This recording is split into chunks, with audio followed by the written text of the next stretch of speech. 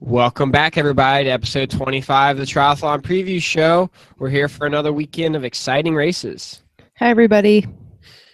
So Emily's out in St. George this weekend, so she's away from her home. But we got a couple other contests we'll start with first. Obviously, we did the preview for Majorca last weekend, kind of got a little out of us, lost our dates. So go back, check out that preview. Emily, do you have any comments on that race? Any updates? The only thing I saw is that Nicholas Spierig won a sprint race last weekend, and she's on the Majorca list. So she seems to be back at it after her crash at Abu Dhabi. So if she starts, she'll probably be pretty strong. Yeah, the only thing else I saw is I'm seeing Tim Don tweet left and right that he's out there and training pretty hard, it looks like. So definitely looks like he's a go for this race too. All right. Yeah, since he's not defending in St. George. Yes. So let's roll over to Vietnam 70.3 real fast. It's a smaller start list, but some interesting updates we might have for you.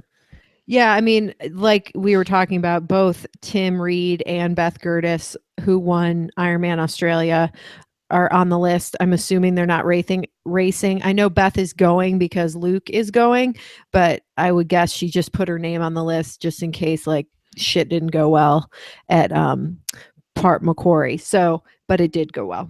And then Dimity Lee Duke is also on the list, and I would assume she's not racing either unless she is a glutton for punishment. So yeah, the start list will be pretty weak. Not weak, but a little not as long as with those athletes not there. So I see like the women's race being like Stefan Blatchford and Vodakova, and then the men, since Craig Alexander's not there and he's winning everything. He won Busso last weekend. I mean, it's like Tim Van Berkel, how's he doing after South Africa? And then Cyril Vino, he's strong. So, and then someone else will have a good day and get a podium, I think. Yeah, it should be interesting. Talking about the races last weekend, let's go over our picks. Let's start with Ironman Australia. The podium for the women was Beth, Bremer, and then Duke. Yeah, and so you had Gertis and Dimity in the right spots. You had them first and third, and then Marangong didn't even do the race, so she was your second place. So Bremer just took it in there, and I had 1 and 2 right with Gertis and Bremer, and then I had Marangong as well, and she didn't start. So Dimity was the right pick for that third place spot. Yes, we both got a 2 out of 3, so I think we did pretty good on the full distance Ironman this weekend. Yeah, and we both picked Gertis to win, and I think that was a really good pick, especially with the way she mowed down that course on the run. That was impressive for sure. Yeah, so we also picked the males for the Wildflower, and we obviously had Thomas with another repeat, and then Bazone, and then Chris finishing off the podium. Yep. And so you had it flip-flopped. You had Bazone Thomas and then Justin Dare.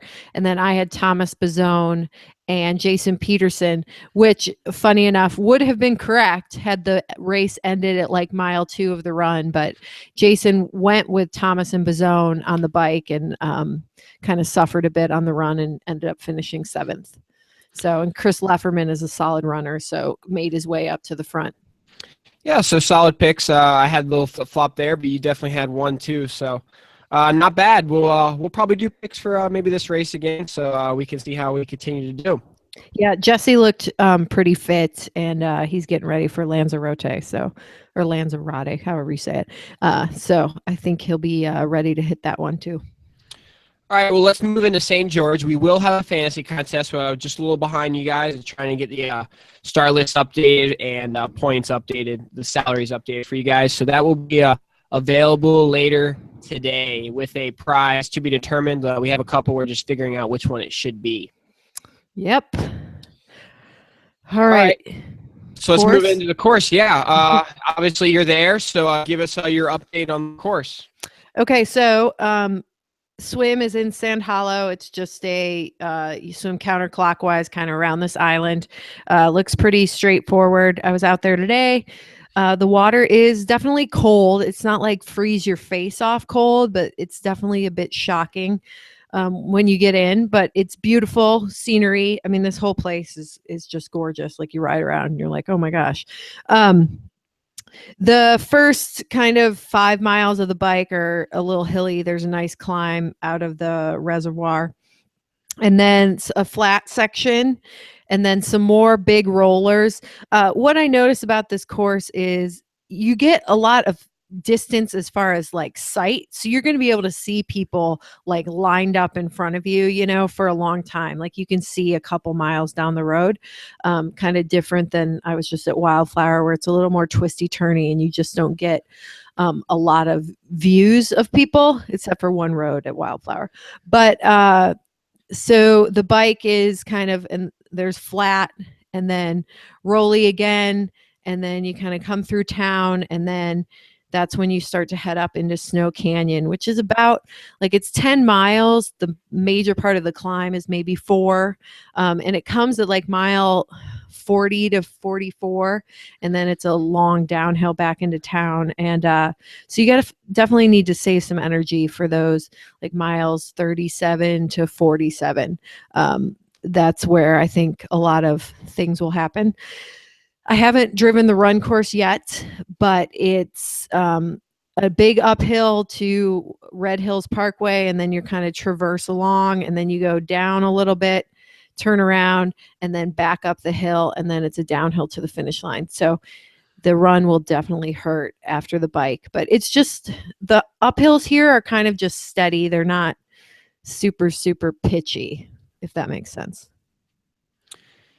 Yeah, definitely interesting course. I mean, yeah, everybody knows it's a tough course with some hills, so we'll see how that plays into the race. Yeah, it's definitely like the downhills are fast and not very technical.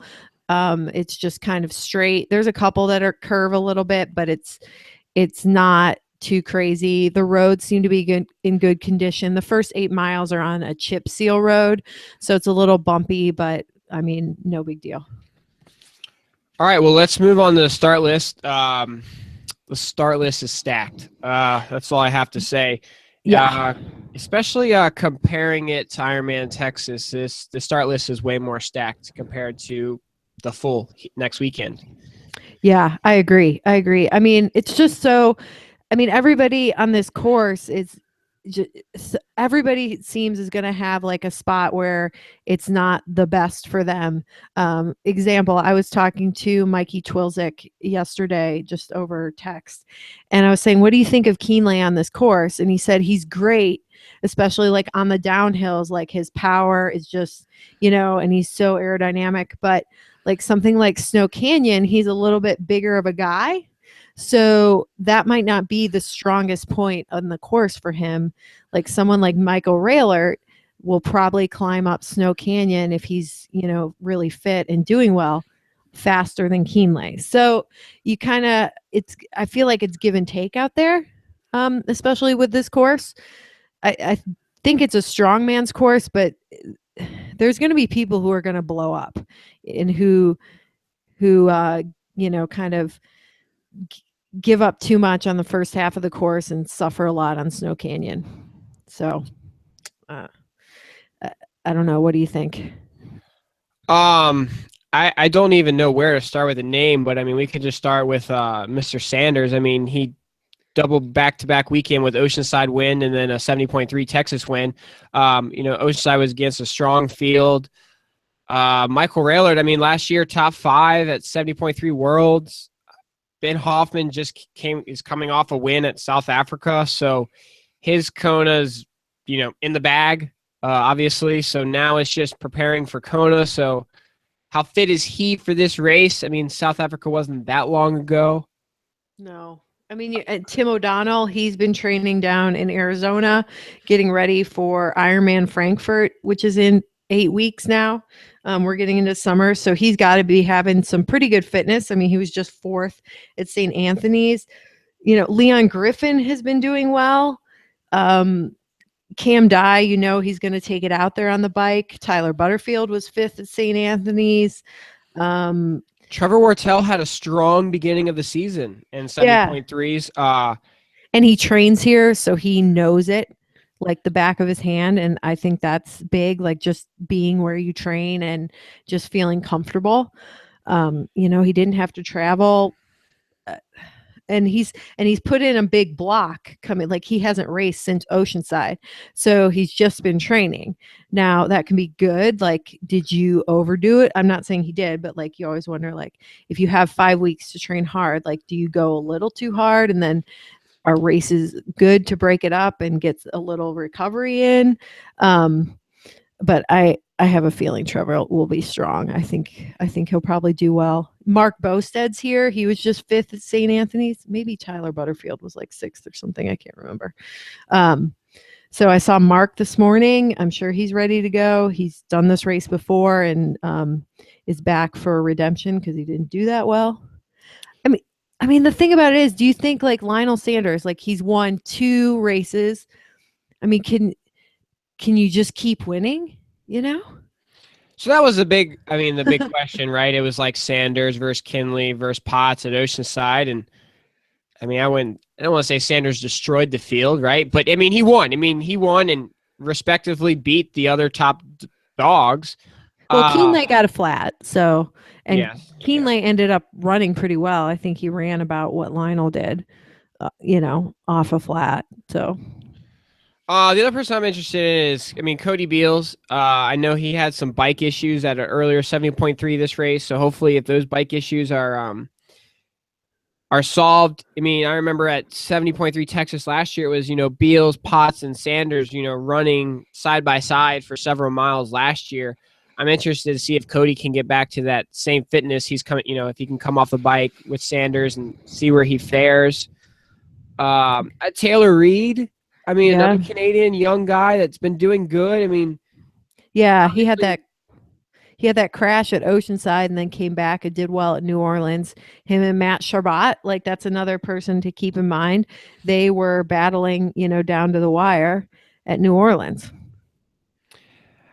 yeah, I mean, when I look at this and I think about a technical, well, not technical, but a hilly course, I think it favors the Europeans. We saw that. I mean, we saw that at 70.3 Worlds, and that was maybe more of a technical downhill. So I'm kind of leaning towards the Raylert Kinley, those two, just because of the difficulty of the course, and it seems like they love the difficult courses. Yeah. What about Brett McMahon? I mean, we haven't even talked about him yet. He was second here last year. He's wearing bib number 1 because Tim Don is in Mallorca, and Yeah, Kevin Collington has finished second here in the past. A couple of years ago, kind of had a big breakout race. So yeah. So Brent's interesting because he basically he raced Texas, but he dropped out like one lap into the run because flu or something the day before, and then he didn't race New Orleans. Pretty sure the next weekend. So this is kind of maybe like his first like race that he's healthy for, or you hope he's healthy for. So he could be a go.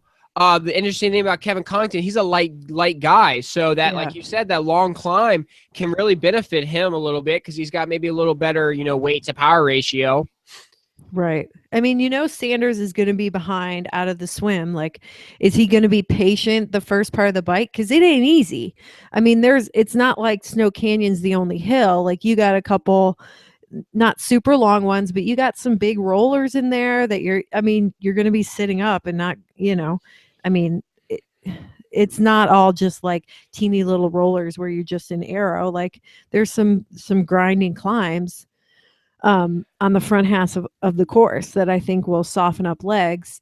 I mean, if he goes too hard at that point, is he going to catch the group and then explode at Snow Canyon? Probably not, because he's a good athlete and strong, but I mean, that's a good point. So, I mean, like when we watched that 70.3 Texas, obviously completely different course. But I mean, he mowed through the field on the bike. He was second, I'm pretty sure, second or third coming off the bike. I think he was second, right behind Starkowitz. And I mean, caught Starkowitz within, a couple miles. But I mean, comparatively where he came out of the swim, it'll be wetsuit legal, obviously. So maybe he won't be as far behind. You know, his swim is still a problem, but it seems like it's not a problem for him right now. Yeah. I mean, he definitely gives up some minutes, but like 3, And like someone like Michael Rayler, he's going to be out with the front group. He can swim. And that guy, I was at a really hilly course in near San Luis Obispo a couple years ago, or a few years ago now. And he runs like a deer, like the hills on this course, and he was just like bounding up them. So if he's like super fit, like the run course is not going to slow him down. Whereas a bigger guy, it's going to be like harder to get up those long climbs. Yeah, I mean it's I think everybody, like you said, will have their strengths and weaknesses on this course. It just depends how they play their cards. What's the weather like right now? I mean, we talking hot, extremely hot. Actually, right now, I'm listening to the wind absolutely howl outside my condo window. There's a front blowing in, so it's been in the 90s, but the temperature is going to drop. It's going to be like 50s, low 50s on race morning, and only getting up to a high of 70, partly cloudy. So it's going to be pretty moderate. Like you're not going to have people blowing up from the heat. It's more going to be blowing up from the course. So weather won't play a factor maybe, but race strategy will, and how disciplined you are to your race strategy until obviously you make a call and do whatever you want to do. Right. Yeah. I just think, if you blow through too many matches too soon on this course, it's going to be a long one, especially because it's not like the run is like just a flat run. I mean, it's a tough run. So I think you have to save some energy and you have to be disciplined and you have to trust in your race plan. And who's going to do that? Maybe it's good that Sanders will be out behind. He can just do his race. And his race is go balls to the wall on the bike and run. I mean, Yeah. All right. Well, let's mull over the men, and we'll go to the women, and then we'll come back and do picks. Oh gosh. Okay. I mean, unless you're ready to do picks now. No, I feel like, but I'm going to say, like, I feel like the picks are going to be like, I'm just kind of guessing here because there's so many people who could finish top 3.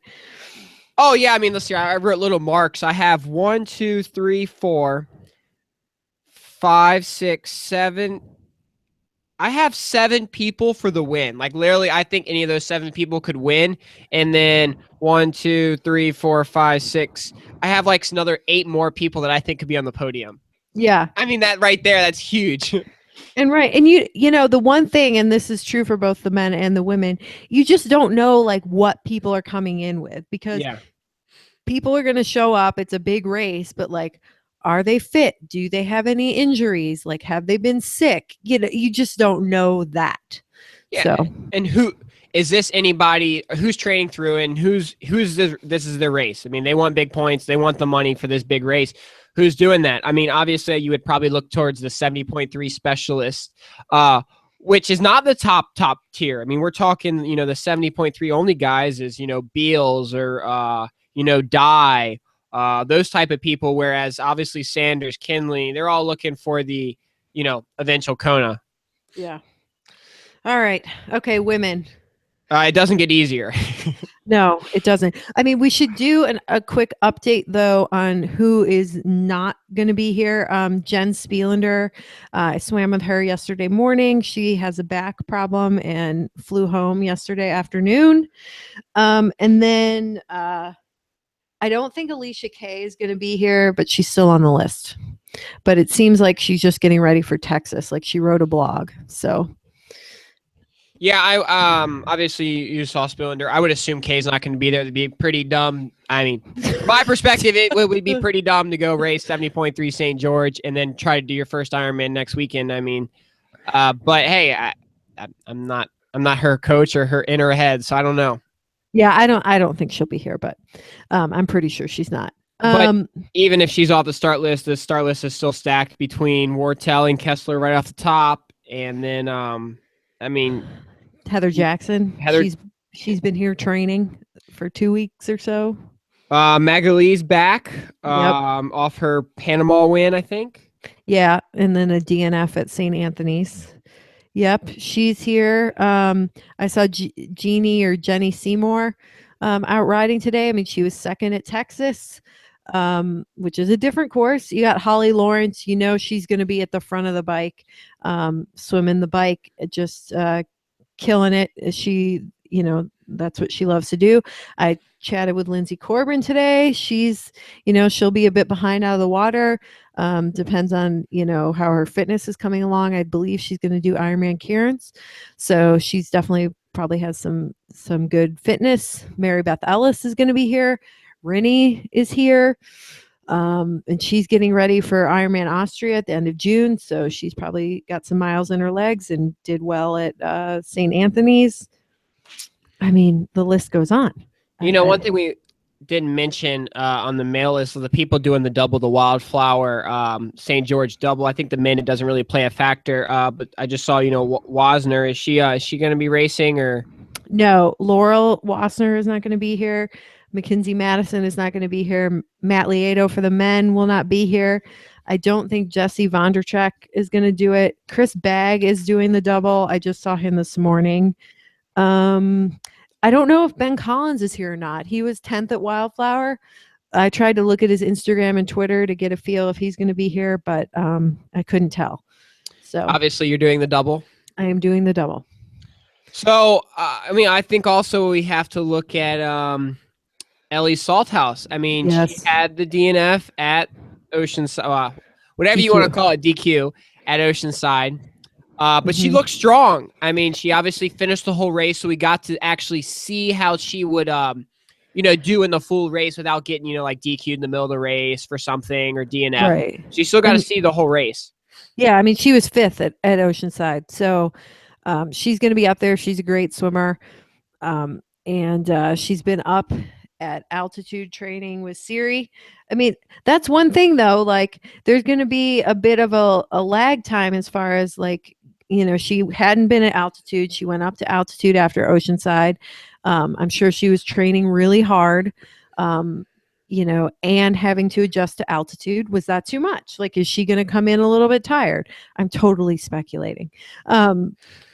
It's speculation things like is good. Yeah, but it's things like that you just don't know. Like, was she so emotionally pissed off that she went balls to the walls in training and went too hard?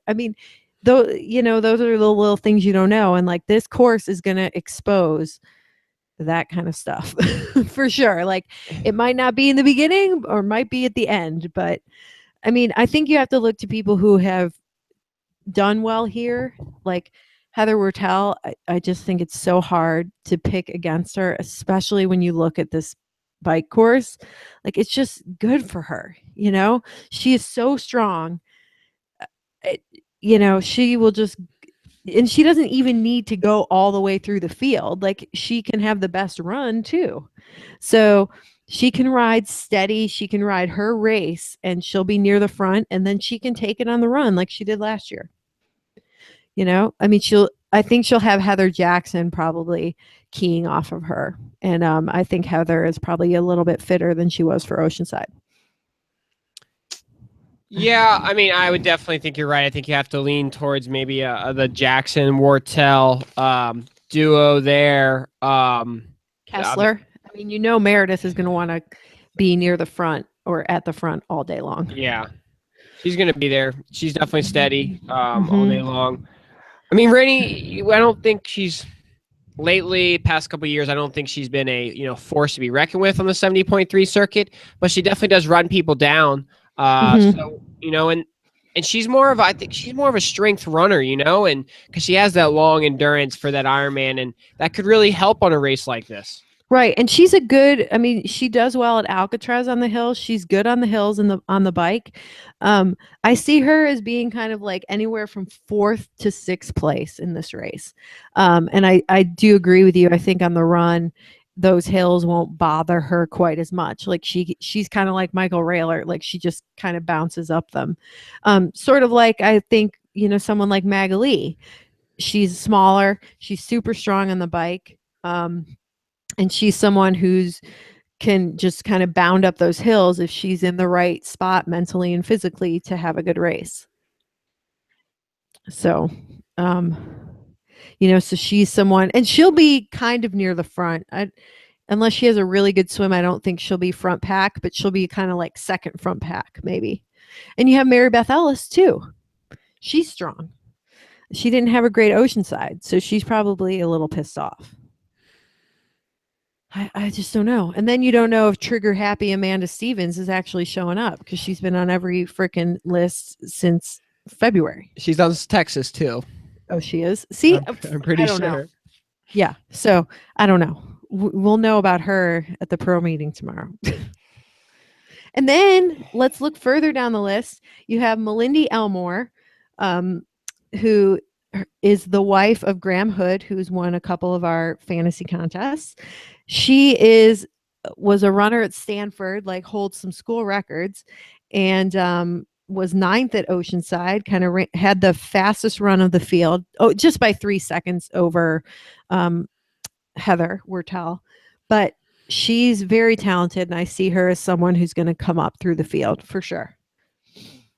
And Laura Siddall, who had a great start to the year at Wanaka in New Zealand. She hasn't raced since then.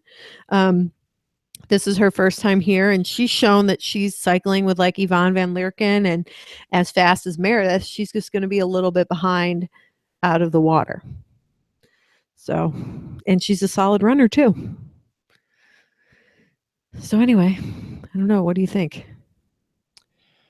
I think it's a 3-person battle. Between who? Kessler, Jackson, and Wortel? Wortel, Jackson, Magali. You think Meredith is going to be off the podium? Yes. For like the first time in ever. Hey, see, it has to happen sometime, right? Yeah, that's true.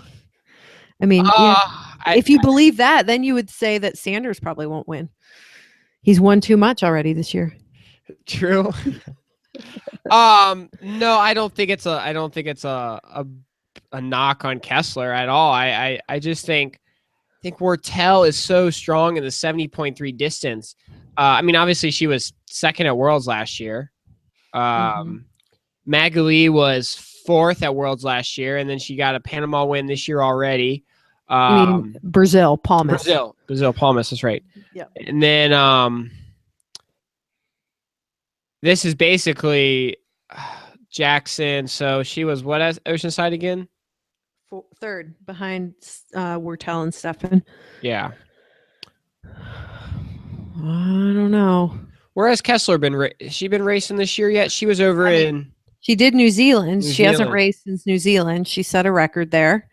But I will say this. She did not have the fastest bike split there by a few minutes, which is somewhat uncharacteristic. But at the same time, was she kind of employing a different approach? Like, I'm just going to chill on the bike a little bit to make sure I'm going to have a fast run. Well, she is with a new coach, correct? Right, this year? Yeah, herself. So Arizona, I guess Arizona last year, right, was her first by herself. Yeah. And then New Zealand was kind of like her first by herself, a couple months, and then so maybe, I mean, it could definitely be deploying different tactics to hold back on the bike a little bit to have a better run where, you don't want to get run down by, other people. Yeah. I don't know. I mean, because she's going to be out in front at the beginning of the race. And the weather is going to agree with her. It's not going to be hot, which is good for her. It's going to be definitely temperate. So that plays to her advantage, I think. I don't think she'll melt as much in the run. Oh, now I feel like you're talking me into Kessler. Well, I can talk you out of it. I mean, I don't know. You're definitely going to have, I think there'll definitely be some surprises in the top 10. And then there'll probably be, I don't know, some people who you think would finish higher who don't, I think. And this is like, let's talk about Lindsay Corbin. This is her first, I mean, she's done a couple championship races, and the fields are kind of building as far as stackedness. So I think that this is her first big race against a big field. Like the other races have been 2 and 3 people. You Yeah. know, I think this is the first one where like she's going to have it coming from all angles.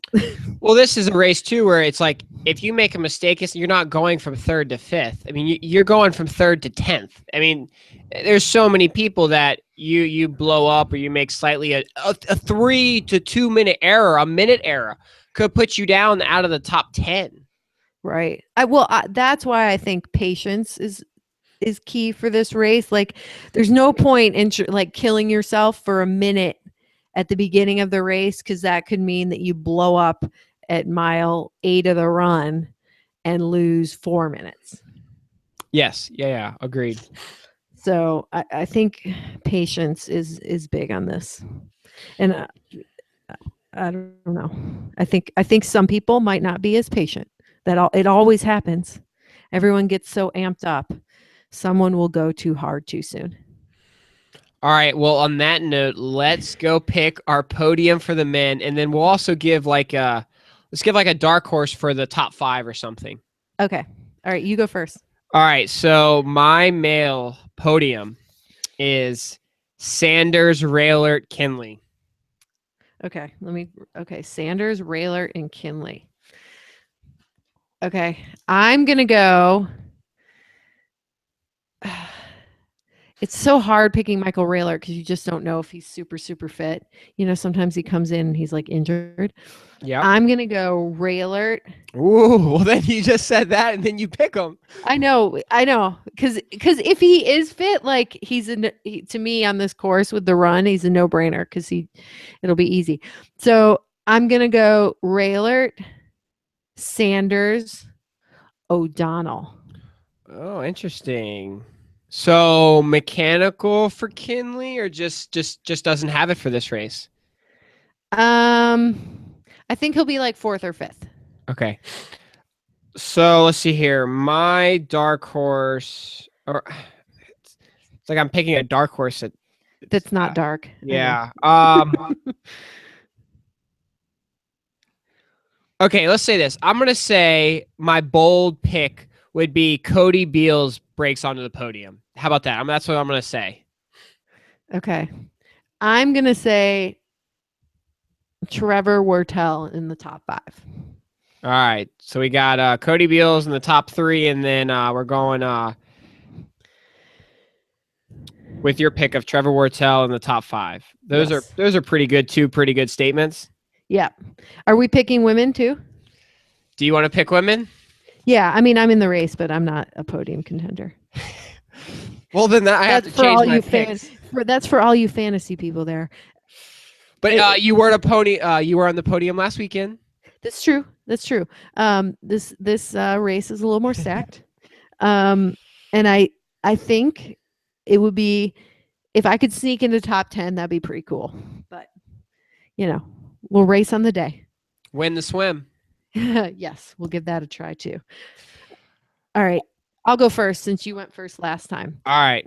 I'm going to go with Wertel,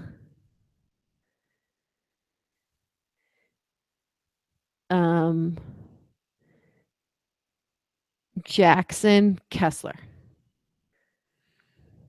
Wertel, Jackson, Kessler. Okay. We're picking the same win. I'm going Wertel, Magali, Jackson. Okay. All right. And do we want to do a dark horse? Yeah, let's I'm looking down the list. If you have one, go ahead. I'm gonna go dark horse is Salthouse. She's not that dark though. Salthouse for what? Top 3, top 5? Top 5. Salthouse top 5. I'm